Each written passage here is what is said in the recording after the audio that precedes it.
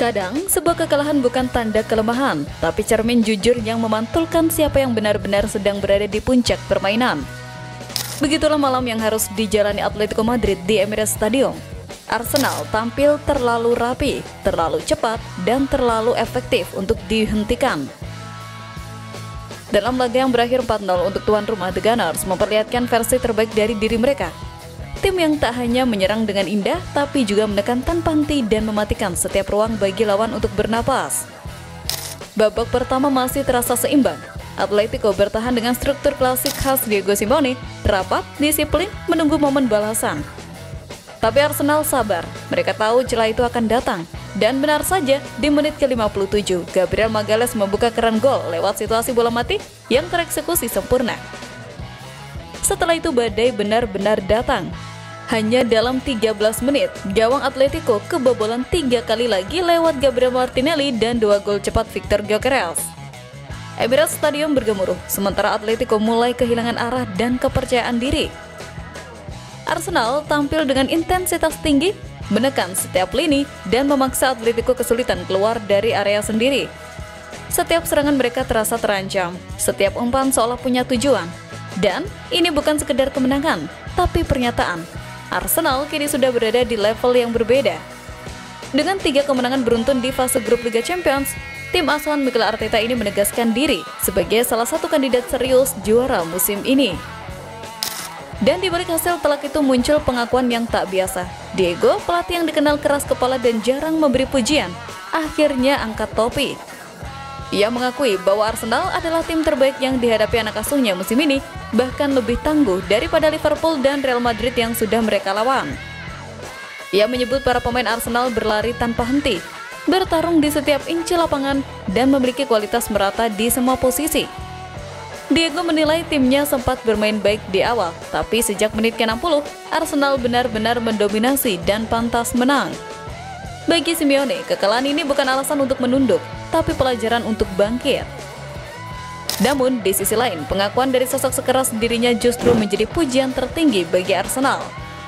Karena di sepak bola, jarang ada yang lebih indah daripada saat seorang rival tangguh dengan rendah hati mengakui, malam ini lawan memang lebih baik. Sementara itu ada satu hal yang paling mencolok dari Arsenal musim 2025-2026. Mereka bukan cuma tim yang indah dipandang, tapi juga kejam dalam eksekusi. Di bawah tangan Mikel Arteta, The Gunners menjelma jadi tim yang bukan hanya mengandalkan permainan cepat dan pressing intens, tapi juga jadi spesialis mematikan dalam situasi bola mati. Kemenangan 4-0 atas Atletico Madrid di Liga Champions jadi bukti terbaru dari kekuatan baru mereka ini. 2 dari 4 gol Arsenal malam itu lahir dari skema sepak pojok dan bukan sembarang keberuntungan. Gol pembuka Gabriel Magalhaes di menit ke-57 lahir dari bola mati yang nyaris sempurna, disusul sundulan tajam Victor Gyökeres beberapa menit kemudian. Dalam sekejap, pertahanan Atletico yang biasanya rapat dan keras kepala tiba-tiba hancur berantakan. Musim ini, Arsenal benar-benar layak disebut raja bola mati Eropa. Dari 12 gol yang sudah mereka cetak di semua kompetisi lewat situasi bola mati, semuanya lahir dari perencanaan matang dan ketepatan eksekusi. Hampir setiap pemain punya peran di dalamnya, mulai dari Calafiori, Gabriel, Zubimendi, sampai Gyökeres. Semua tahu persis di mana harus berdiri, kapan harus berlari, dan bagaimana menciptakan kekacauan di kotak penalti lawan. Kunci keberhasilan ini tak lepas dari kerjasama Arteta dengan Nicolas Javier, pelatih spesialis bola mati yang dulu membantu Manchester City mendominasi Inggris. Kini, Arsenal punya senjata yang sulit ditebak. Setiap sepak pojok bisa berubah jadi ancaman nyata. Bahkan, Atletico, tim yang dikenal disiplin di bawah Diego Simeone, tak bisa membaca pola yang mereka mainkan. Tapi bukan cuma urusan menyerang, Arsenal juga kokoh di belakang. 9 clean sheet dari 12 laga menunjukkan keseimbangan yang mereka bangun.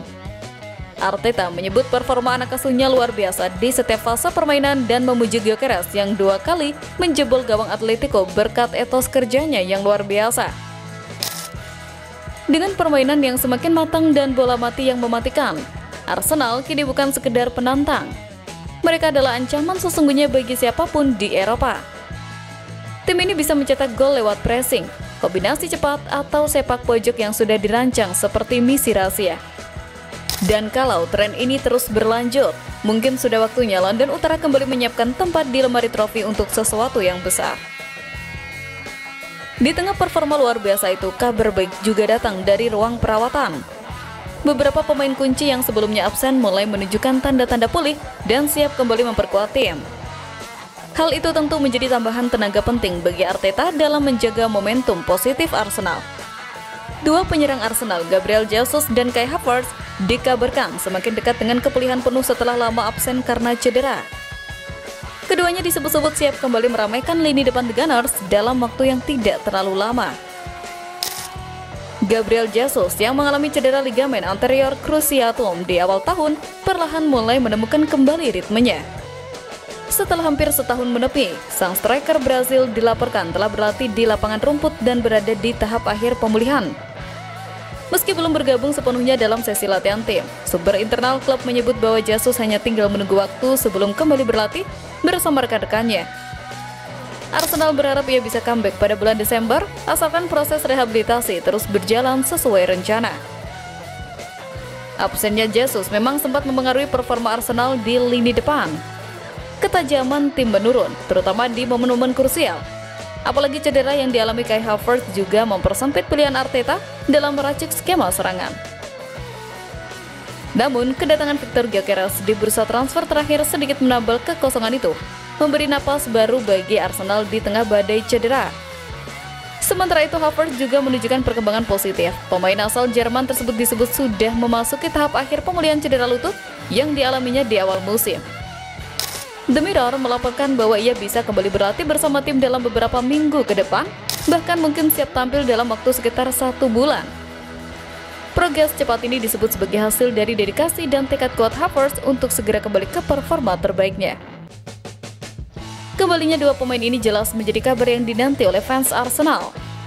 Kombinasi pengalaman, mobilitas, dan naluri gol keduanya diyakini akan memberi dimensi baru pada serangan tim, sekaligus memperkaya opsi taktis bagi Arteta di periode padat pertandingan. Bagi para pendukung, melihat Jesus dan Havertz kembali mengenakan seragam merah putih di lapangan Emirates hanyalah soal waktu. Jika segalanya berjalan sesuai rencana, Desember bisa menjadi bulan yang manis bagi Arsenal, bulan ketika dua bintang yang lama hilang akhirnya kembali bersinar.